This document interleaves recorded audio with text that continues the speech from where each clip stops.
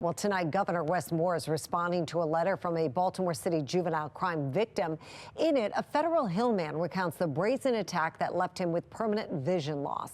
Fox 45's Rebecca Pryor shares why the victim still feels his voice isn't being heard. Well, this letter to the governor is just the latest juvenile crime victim voicing concerns. But tonight, despite mounting public outcry, the governor is touting a reduction in crime, saying more work does need to be done, but not specifying exactly what actions he plans on taking.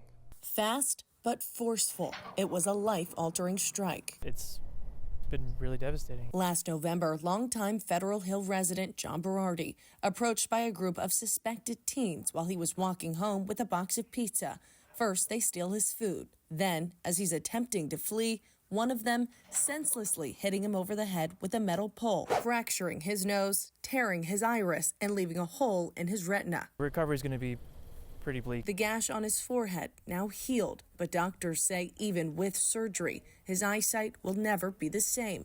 Permanent vision loss, giving him a new outlook on the state's juvenile justice system. You think that if someone does something as terrible as what happened to me, like the laws would protect the victim, but it's not really the case in Baltimore. Berardi now sharing his story in a letter to Governor Wes Moore, hoping to create change. In it, he also cites a September case in Butchers Hill, a 66-year-old man robbed and brutally beaten. Police arresting an 18 and 15-year-old for the crime, requesting the juvenile be detained. Instead, DJS immediately releasing the teen to a guardian, then later calling it a mistake. How often are these mistakes happening? Where is the accountability? Questions Berardi. The DJS is constantly releasing juveniles who've committed violent acts and on their 6th, 7th arrest for carjackings or repeat offenses, and that's just unacceptable. Pointing to a revolving door of, quote, reckless releases. Berardi joining the growing calls for DJS Secretary Vincent Schiraldi's resignation and for police, prosecutors, and judges to have a say in juveniles' detention decisions. Similar calls made in an October letter to Moore, signed by more than a dozen Republican lawmakers. And in this online petition, gathering more than 3,600 signatures, launched by community leaders like Arch McCowan. DJS has thrown public safety out the window. Yesterday, Fox 45 asking for Moore's response to Berardi's letter. Given the growing calls for Schiraldi's resignation, why do you continue to support him?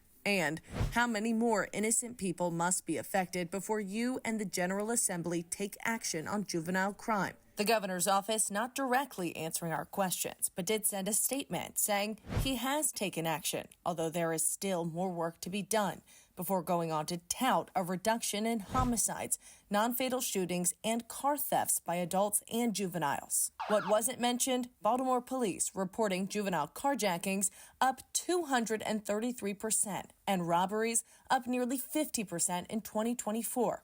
Berardi still wanting to learn how exactly the state plans on curbing those statistics. It's good to hear that it's at least on his radar. I don't know what that work is. I'm hoping to hear more about it. And I do believe he does want crime to go down. I'm just not sure what his plan is or if he's even fully capable to do it. You can read the governor's full statement in this story on our website at foxbaltimore.com.